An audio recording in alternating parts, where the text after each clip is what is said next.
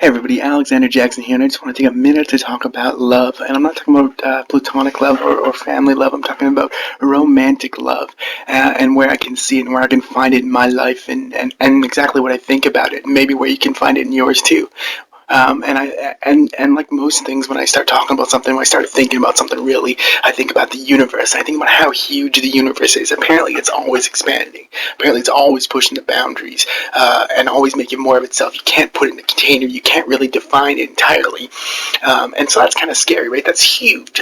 That's really big, but I don't want you to get paralyzed by that. I want you to pull way back to earth, and I want you to find yourself. Just locate yourself in your mind on earth, and then usually when you do that, when you find yourself and locate yourself, what you usually do is think about your own identity. And when you think about your own identity, what you usually do then is pull from a bunch of labels. You say, like, I go to school, I work here, I like this is my favorite color, whatever it might be. You pull through a bunch of labels, and what's interesting is that those labels are usually obvious. Anybody can really tell me, where I go to school and what I study, and that's supposed to make me who I am, or at least partly. And the interesting thing about love is that love isn't that it doesn't function that way. Love is not, to me, romantic love isn't obvious, and neither should it be nebulous. Instead, romantic love to me needs you to give it a form. Romantic love is something you can find in a form. And that it takes many different forms, but that's the key point. It's not in the same realm of identity labels. Instead, you need to give it an expression, give it a real format, give it a form. And I think for me, where that form is in the eye, because for me, the eye represents recognition and visualization. So when I look in the eyes of somebody that I love, I tend to see myself. And that's not to be narcissistic, but rather to say I can see them forming me up in that little twinkle in the corner of their eye, right? They sort of look at me, they lock in on me, and they place me in that world right there, just so in that world. And they have me right there, and they're sort of like firing lasers through me and sort of building me up right there on the spot, making me up right there, anchoring me right to that spot. And you can imagine kind of like that matrix, lattice network of numbers. That's kind of how, when somebody looks at you, and I mean really looks at you, to me that's what is happening. When a loved one looks at you, that's what's happening. They're placing you right there in that world. And I was once asked by somebody I love and care about deeply. They asked, "What can't love overcome this crappy crap?" Is the word is the quote that they use, and it made me laugh.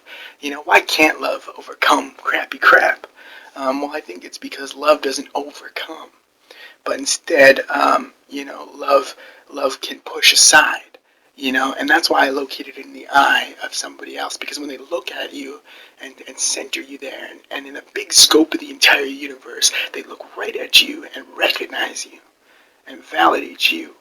They push everything else aside. They push your identity aside. They push your favorite color, your job, your work, how much money you have, all that kind of stuff. They push right aside, and they just say, I see you right now.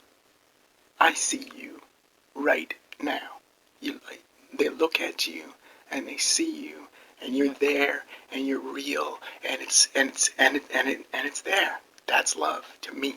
That's the form of love to me, is being recognized, validated, put in that spot, and seen in the universe as a living creature that needs no other labels other than just being. But for other people, maybe it's not in recognition. Maybe it's not in being placed. And that's fine, quite possibly it isn't. But to me, all I can say to you is don't leave love to be obvious. You don't want love to be like when people are on a hill looking up at cloud shapes and thinking that they see a turtle or a seahorse, or they're not sure what they see. You don't want your love or your loved one to say, I think I see love in that actor. Maybe I see love in there. Don't let them read it in the tea leaves. Love to me is about forming it. So grab their hand and hold it, Put your fingers in their hand, just that way. Put your hand in their hand and just hold it there. And give it maybe even just that simple form. Squeeze tightly and let them know that they're there and that you're there. And that that's what love is. It's being there. It's being a form. It's being real. To me, that's what love is. Thanks.